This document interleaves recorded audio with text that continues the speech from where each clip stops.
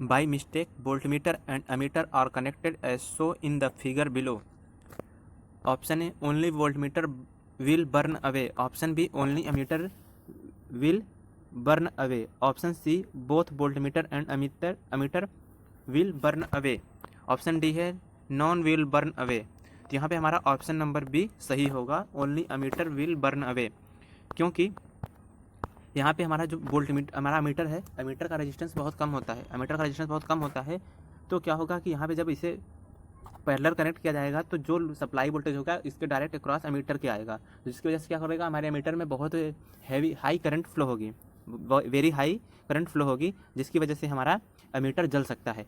और वोल्टमीटर और लोड आपस में कनेक्टेड है, क्योंकि हमें पता है नॉर्मल कंडीशन में हमारा जब वोल्टर पैरेलल में कनेक्ट होता है तो इसका रेजिस्टेंस बहुत हाई होता है, जिसकी वजह से इसमें बहुत ना के बराबर करंट फ्लो होती है, मतलब बहुत कम करंट होती है, जो कि बिल्कुल ना के बराबर करंट होती है। अब इसके सीरीज में लोड भी हमारा कनेक्टेड है, तो यानी रेजिस्टेंस की वैल्यू और बढ़ चुकी है, तो जो करंट फ्लो होने की वैल्यू होगी और घट जाएगी, तो हमारा वोल्टमीटर सेफ रहेगा और हमारा अमीटर जल जाएगा। तो यहाँ पे हमारा ऑप्शन नंबर बी सही होगा, only ammeter will burn away. Next question की बात करते हैं, what will happen if A voltmeter is connected like an ammeter in series of the load. क्या होगा यदि एक वोल्ट मापी को धारा मापी की तरह भार के श्रेणी में संयोजित किया जाता हो। Option A, the meter will burn out. Option B, the measurement will be too high. Option C, the same current will flow as would have been with ammeter in circuit. Option D, there will be almost no current in the circuit. तो option number D हमारा सही होगा, there will be almost no current in the circuit, क्योंकि हमें पता है कि हमारे अमीटर जो है हमारा जो वोल्टमीटर, देखो क्या कह रहा है, जो वोल्टमीटर है वो धारा मापी की तरह भार के साथ श्रेणी में कनेक्टेड है, यानी इस तरह से अगर हमारा यहाँ पे कोई लोड है उसके साथ हमारा क्या कर दिया गया है, वोल्टमीटर कनेक्ट कर दिया गया है, जो कि है अमीटर की तरह है सप्लाई वोल्टेज से। तो क्या होगा, अब अमीटर हमें पता है वोल्टमीटर में क्या है कि इसका रेजिस्टेंस बहुत हैवी होता है, बहुत हाई रेजिस्टेंस होता है, और इसके साथ रेजिस्टेंस लोड वाला रेजिस्टेंस भी जुड़ चुका है, तो रेजिस्टेंस की वैल्यू और ज़्यादा बढ़ चुकी होगी, क्योंकि हमें पता है नॉर्मल कंडीशन में हमारे वोल्टमीटर में वेरी लो करंट फ्लो होती है, बिल्कुल ना के बराबर। तो अब रेजिस्टेंस बढ़ जाया है तो बिल्कुल करंट की वैल्यू क्या होगी, लगभग नियर टू जीरो होगी, तो ऑप्शन नंबर डी यहाँ पे सही होगा। नेक्स्ट क्वेश्चन की बात करते हैं, the sensitivity of a volt meter using 0 to 5 milli ampere meter movement is. Option A है 200 ओम प्रति वोल्ट। ऑप्शन बी है 150 ओम प्रति वोल्ट। ऑप्शन सी है 100 ओम प्रति वोल्ट। ऑप्शन डी है 50 ओम प्रति वोल्ट। तो यहाँ पे हमारा ऑप्शन नंबर ए सही होगा, 200 ओम प्रति वोल्ट। कैसे, जैसे एस बराबर हमें पता है 1/I तो यहाँ से अगर 1/5 इंटू 5 मिली एम्पियर है तो क्या हो जाएगा, 1/5 इंटू 10 की पावर -3, तो 10 की पावर -3 ऊपर ले जाएंगे तो 10 यानी 1 हमारा हो जाएगा 100/5, तो आ जाएगा 200। तो यहाँ से ऑप्शन नंबर ए सही होगा। नेक्स्ट क्वेश्चन की बात करते हैं, internal resistance of an ideal ammeter is. Option A 0, option B infinite, option C small, option D big. तो हमारा जो आइडियल एमिटर होता है उसका रेजिस्टेंस 0 होता है, उसका रेजिस्टेंस हमारा 0 होता है। नेक्स्ट क्वेश्चन की बात करते हैं, for measuring an AC voltage by an AC potentiometer the supply for the potentiometer is taken from. Option A same source as unknown voltage. Option B different source other than unknown voltage. Option C a battery. Option D source of supply does not matter. तो क्या करा है, किसी AC विभव मापी से AC वोल्टता मापने के लिए विभव मापी के लिए सप्लाई ली जाती है, यानी क्वेश्चन करा है कौन सी सप्लाई ली जाती है। तो हमारा जो जिस सप्लाई का वोल्टेज हमें मेजर करना है, जिस सप्लाई का हमें वोल्टेज मेजर करना है, उसी सप्लाई के हम वोल्टेज उसे देंगे इनपुट पे, तभी तो वो मेजर करेगा। यानी हम क्या करेंगे, सेम वोल्टेज को अप्लाई करेंगे, जिसको मेजर करना है, यानी सेम उसी सोर्स को हम लोग उस पर देंगे, और वो वोल्टेज क्या होगा, अननोन वोल्टेज होगा, क्योंकि हमें पता होता है पहले तो हमें मेजर करने की आवश्यकता है, यानी हमें मेजर करने की आवश्यकता है, हमें वोल्टेज को मेजर करना है, तो हम क्या देंगे, same source as unknown voltage. तो ऑप्शन नंबर ए हमारा क्या होगा, सही होगा। नेक्स्ट क्वेश्चन की बात करते हैं, the span of a 0 centred volt meter having a scale from -15 volt to +15 volt. Option A -30 volt, option B 30 volt, option C 0 volt, option D 15 volt. तो जो हमारा स्पैन होता है, स्पैन क्या होता है, स्पैन हमारा होता है, स्पैन हमारा हो जाएगा, span equal to full scale displacement minus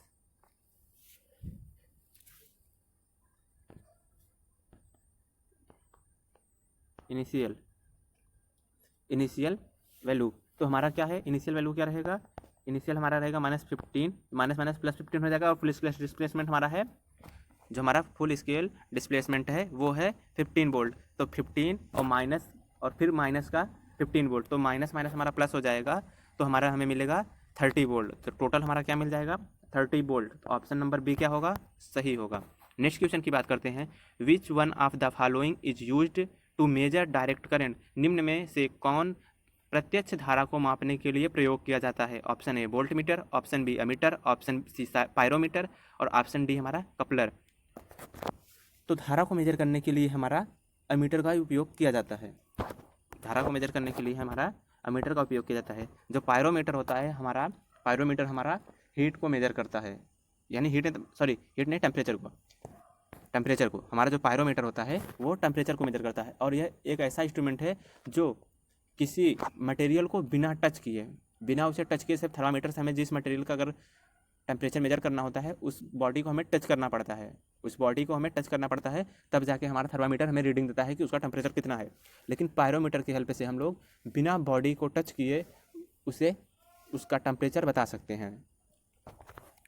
next question की बात करते हैं, एक धारा मापी को एक वोल्ट मापी में द्वारा परिवर्तित किया जाता है। ऑप्शन ए गैल्वानोमीटर से श्रेणी में उच्च प्रतिरोधकता जोड़ने, ऑप्शन बी गैल्वानोमीटर के पार्श्व में निम्न प्रतिरोधकता जोड़ने, ऑप्शन सी गैल्वानोमीटर की कुंडली के फेरों की संख्या को बढ़ाने, ऑप्शन डी है गैल्वानोमीटर की कुंडली के फेरों को संख्या को कम करने। तो गैल्वानोमीटर जो हमारा होता है वो हमारा करंट को मेजर करने वाला एक डिवाइस है। तो इसके साथ हम लोग क्या करते हैं कि उच्च प्रतिरोधकता को जोड़ देते हैं, यानी हाई रेजिस्टेंस को जोड़ देते हैं, तो हमारा वो एज ए वोल्ट मीटर की तरह वर्क करने लगता है। तो यहाँ पे ऑप्शन नंबर ए होगा, सही होगा। तो ऑप्शन ए सही है। नेक्स्ट क्वेश्चन की बात करते हैं, the voltage of a circuit is measured by a volt meter whose input impedance is low as compare to the output impedance of the circuit, the error cause will be due to. इसे हिंदी में देख लेते हैं। एक परिपथ का voltage volt meter द्वारा मापा जाता है जिसकी निविष्ट प्रतिबाधा परिपथ के निर्गत प्रतिबाधा से कम है, तब उत्पन्न त्रुटि क्या है। Option A random error, option B loading effect, option C gross error, option D system error. तो यहाँ पे सही होगा लोडिंग इफेक्ट। देखो क्या होगा कि हमारा जो वोल्ट मीटर है उसका रेजिस्टेंस जो लोड का रेजिस्टेंस है उससे कम है। तो इस केस में क्या होगा, क्योंकि दो लोड और हमारा वोल्ट मीटर लोड के साथ क्या होगा, पैरेलल में कनेक्ट होंगे आपस में एक दूसरे के। तो जब पैरेलल में होगा तो दोनों को सेम वोल्टेज मिल रहा होगा। हमें पता है कि जिसकी रेजिस्टेंस की वैल्यू ज़्यादा होगी वो ज़्यादा करंट ड्रॉ करेगा। यहाँ पे हम लोग क्या देख रहे हैं कि हमारा वोल्ट मीटर का रेजिस्टेंस कम है, तो हमारा क्या होगा, वोल्ट मीटर हमारा लोड से ज़्यादा करंट तो हमारा वोल्ट मीटर ले रहा होगा। तो इस केस में क्या होगा कि हमारा जो एरर होगा वो लोडिंग इफेक्ट भी आएगा, लोडिंग इफेक्ट आएगा एरर में। तो यहाँ पे ऑप्शन नंबर बी सही होगा। ऑप्शन ए है galvanometer measures up to 100 milli ampere current is to be convert to volt meter to measure up to 100 volt, what is required to be see done. एक galvanometer जो 100 milli ampere धारा मापता है, यदि उसकी volt meter में रूपांतरण करते हैं तब वह 100 वोल्ट मापन करता है। तब हम इसमें क्या पाते हैं, add 100 ohm resistance in series with galvanometer, option B add 1000 ohm resistance in series with galvanometer, add 1 ohm resistance in parallel with galvanometer, option D है add 0.1 ohm resistance in parallel with galvanometer. तो हमें पता है जैसे कि हमारा galvanometer क्या है, वोल्टेज को मेजर करता है, गैल्वेनोमीटर हमारा करंट को मेजर करता है। तो करंट को मेजर करने वाला हमारा गैल्वेनोमीटर डिवाइस है। अब उसे क्या किया गया है कि वोल्ट मीटर में कन्वर्ट किया गया है, और वो इस टाइम हमारा 100 वोल्ट मेजर कर रहा है। और करंट कितना ड्रॉ कर रहा है, 100 मिली एम्पियर। हमारा जो करंट ड्रॉ कर रहा है वो 100 मिली एम्पियर कर रहा है। तो हमें पता है हमारा जो गैल्वेनोमीटर होता है, अगर उसका आइडियली बात किया जाए, अगर मतलब लगभग, तो उसका रेजिस्टेंस कितना होगा, 0, लगभग 1 ओम से कम होगा। 1 ओम तो हमेशा कम रखा जाता है इसका रेजिस्टेंस। तो रेजिस्टेंस 0.1 या 0.2 इसकी ज़्यादा नहीं रहता। तो रेजिस्टेंस की वैल्यू हमारी क्या होगी, बहुत कम होगी, या मिली ओम तक भी हो सकता है। तो गैल्वेनोमीटर का हमारा रेजिस्टेंस बहुत कम होता है। तो अगर हम लोग बात करें तो अब जो रेजिस्टेंस इसके सीरीज में जोड़ा जाएगा, टोटल वोल्टेज ड्रॉप उसी के क्रॉस होना है, क्योंकि हमारा गैल्वेनोमीटर कोई वोल्टेज ड्रॉप नहीं करेगा। तो हमारा जो भी वोल्टेज ड्रॉप होगा वो रेजिस्टेंस को क्रॉस होगा। तो हमें पता है यहाँ पे कितना वोल्ट को मेजर कर रहा है, वो 100 वोल्ट को, और करंट ले रहा है 100 मिली एम्पियर। 100 milli ampere. तो हमें पता है रेजिस्टेंस बराबर क्या होता है, रेजिस्टेंस आर जो होता है, आर बराबर होता है V/I। तो V/I से यहाँ करेंगे तो आएगा 100/100 मिली एम्पियर है, तो यानी 10⁻³ तो 10⁻³ ऊपर चला जाएगा तो हो जाएगा 10⁻+3।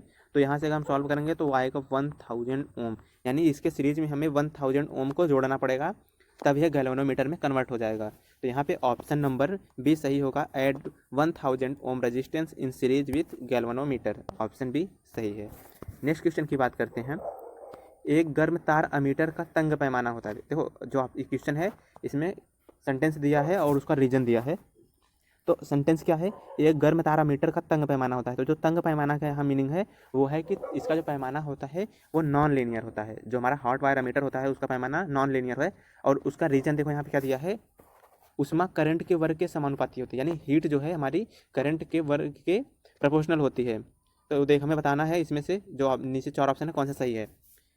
दोनों ए और आर कथन सत्य है तथा आर ए की सही व्याख्या है, ऑप्शन बी दोनों ए और आर कथन सत्य हैं तथा आर ए की सही व्याख्या नहीं है, ऑप्शन सी ए सही है आर गलत है, ऑप्शन डी ए सही है ए गलत है आर सही है। तो यहाँ पे देखिए हम लोग कथन और रीजन देख लेते हैं, सेंटेंस और रीजन। देखो जो हमारा अमीटर होता है, हॉट वायर मीटर होता है, उसका पैमाना तंग होता है, ये बात सही है, यानी नॉन लीनियर होता है उसका पैमाना, ये बात सही है। और हीट करंट के वर्ग के प्रोपोर्शनल होता है, ये भी बात सही है। मतलब क्या कर रहा है, पहले वाली बात को, क्योंकि हमारा जो हॉट वायर अमीटर होता है वो हीट के निर्भर करता है, उसमें हीट ही जनरेट होती है और हीट के माध्यम से ही उसमें हम लोग मेजरिंग करते हैं। तो जो हमारा सेंटेंस है और जो रीजन दिया है वो उसको सेटिस्फाई कर रहा है। तो यानी दोनों कथन क्या हैं, सही हैं, दोनों कथन सही हैं, और आर जो है एक की सही व्याख्या है, जो रीजन है वो हमारे सेंटेंस की व्याख्या है। तो ऑप्शन नंबर ए क्या है, सही होगा। यहाँ पे ऑप्शन देखो, ए का ए दिया है, बी का बी, सी का सी, डी का डी, यानी हमारा जो ये स्टेटमेंट ए है वो सही है। तो यहाँ पे ऑप्शन नंबर ए सही होगा। नेक्स्ट क्वेश्चन की बात करते हैं। Shunt of an ammeter has a low resistance, reason है शंट में बी कनेक्टेड इन सीरीज और इन पैरेलल, ऑप्शन ए है both A and R are true and R is correct, explanation of A, option B है both A and R are true but R is not correct, explanation of A, option C है A is true R is false, option D है A is false or is true. तो देखते हैं जो हमारा shunt of an ammeter has a low resistance, तो जो हमारे अमीटर के पैरेलल में जो रेजिस्टेंस जोड़ा जाता है वो निम्न प्रतिरोध का होता है, ये बात सही है। और कह रहा है अमीटर के साथ जो शंट होता है उसे श्रेणी या समांतर में जोड़ा जा सकता है। अमीटर के साथ मतलब अमीटर के साथ जो हमारा रेजिस्टेंस जोड़ा जाता है पैरेलल में उसे हम लोग बोलते हैं शंट रेजिस्टेंस, तो उसे शॉर्टकट में शंट बोला गया है यहाँ पे। तो अमीटर के साथ जो शंट है उसे श्रेणी या समांतर में जोड़ा जा सकता है, ये बात गलत है। उसे हमेशा हम किस में जोड़ेंगे, शंट में, यानी पैरेलल में ही हमेशा जोड़ेंगे, इसीलिए उसका नाम यहाँ पे शंट रखा जाता है। उसका नाम शंट रेजिस्टेंस बोलने का जो मेन रीजन है यही है कि वो हमेशा पैरेलल में जोड़ा जाता है। तो क्या है कि यहाँ पे जो हमारा कथन है वो सही है, यानी ए सही है और आर क्या है, रंग है। तो ऑप्शन देख लेते हैं कौन सा ऑप्शन सही होगा, यानी A is true R is false, तो ऑप्शन नंबर हमारा सी क्या है, सही होगा।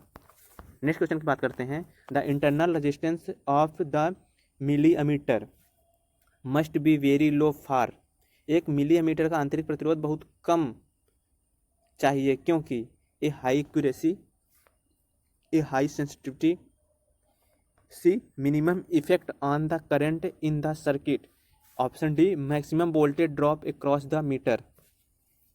तो यहाँ पे ऑप्शन नंबर सही होगा, सी सही होगा, minimum effect of the current in the circuit.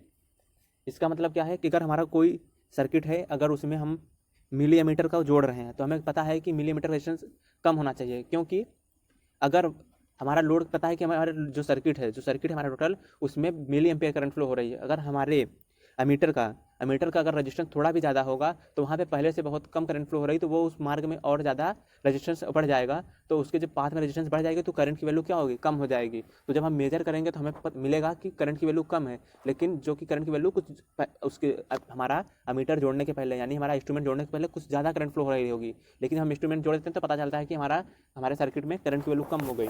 इसीलिए आइडियली जब बात की जाती है एमीटर के लिए तो उसका रेजिस्टेंस 0 होता है, जिससे वो क्या करे कि सर्किट के अंदर करंट की वैल्यू में कोई प्रभाव ना दिखाए, करंट पे कोई इफेक्ट ना पड़े। तो ऑप्शन नंबर हमारा सी